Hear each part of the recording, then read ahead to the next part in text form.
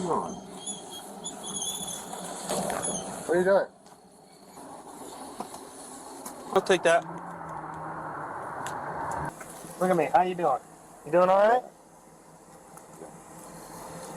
So, hey, listen.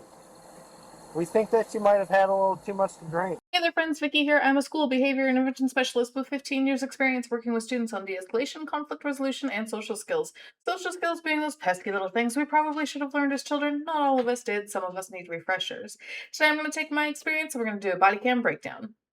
Today's video comes to us from Body Cam POV and it is called Officers Couldn't Stop Laughing When They Arrived. Let's see how this one goes. Come on. What are you doing? On April 1st, 2023, while on patrol, an officer came across a vehicle stopped in the median while slightly obstructing a westbound lane of travel. The officer went to confront the driver, but was clearly unconscious. They had to act quickly before the driver wakes up and tries to drive off, putting innocent people in danger. I really don't want to reach over them, though. That's the thing. Is it in gear still? Yeah. It's like he just drove it up on the curb and said, "Good enough."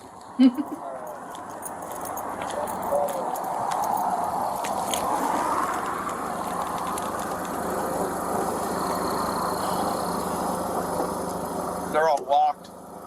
Unlock it. All doors.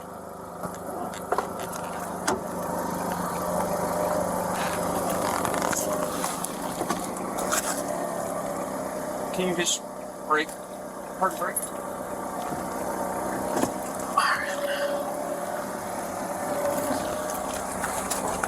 Grey Goose, man.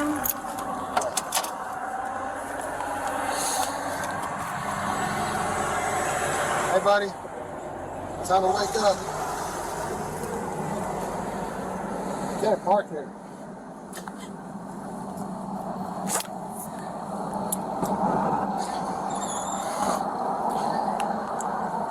ADT Central. Can you start us a unit with a cage, please? Hello? Come on. What are you doing? Hey. What are you doing? I'm trying to find me. Oh, we got this. So what? The keys. What are you doing with keys? Yeah. That's awesome. Huh? That's awesome. Yeah. You got an ID on you?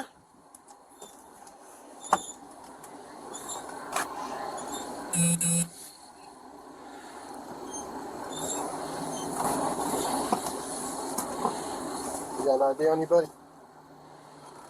You can stay sitting right there for right now. Oh, I have an idea on it. Yeah, thank you. I'll take that.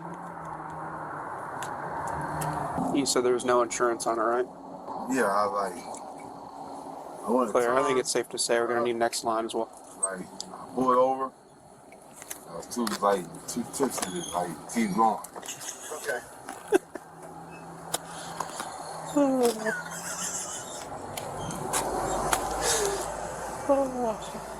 How much you been drinking? That whole bottle? No, that actually came from the club. Really. What club? You know where you are? Yeah, Man, you're on that Dalton carpet. That ain't a club. that's right. Like, it's not too far. Okay. How much have you had to drink? Like, I actually had that bottle. Clear. I'm a lightweight. I'm sorry? I'm a lightweight. I think anybody who drank that entire bottle of Grey Goose would probably be pretty well intoxicated at that point. That doesn't make you a lightweight if you can't drink an entire bottle of Grey Goose. You're a lightweight? You're too tipsy to keep going? Yeah. What time you start drinking?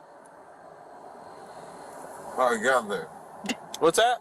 When I got there. It's like, What time did you get there? maybe like 11 o'clock. What time do you think it is now? Okay. Honestly, I should have left the car where it was. Yeah. I probably would have been a little bit smarter. Yeah. Yeah. Luckily, you didn't hit nobody. Just the Thank curb. God. Just the curb. Do you have proof of insurance for the car? It's showing it's got no insurance. We can at least try to work with you with that. Really? Yeah. You got it on like a phone app or something? Says it's got insurance? It's a piece of shit.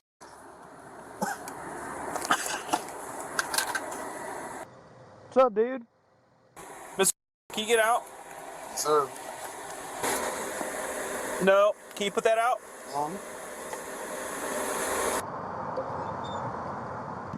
Come over here, bud. Come over here. Best spot's probably going to be to walk him over to this parking lot. Hey, Miss, look at me. Look at me. How you doing? You doing all right? So, hey, listen. We think that you might have had a little too much to drink.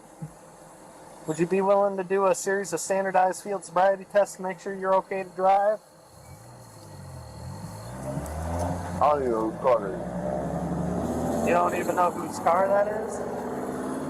Well, you were in the driver's seat. and you just said you bought it. Yeah, they sold me the car. I don't know, like, Would you be willing to do some field sobriety tests to make sure you're okay to drive? oh no, I'm cool. Like, No? they sold me the car. We'll just save it one time. It's a nice car. Go on, put your hands behind your back. Can you turn your palms like you're praying, facing each other?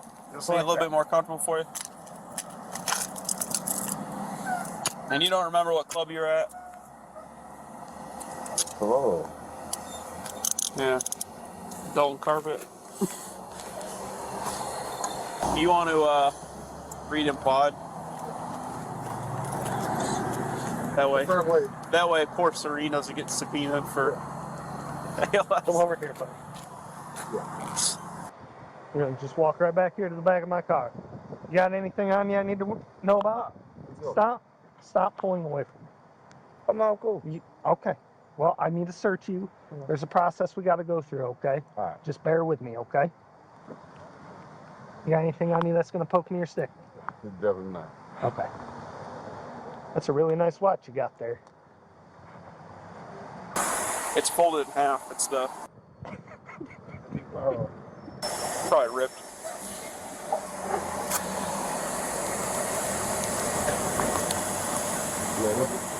Lots of money? We're just going to leave your money in your pocket, okay?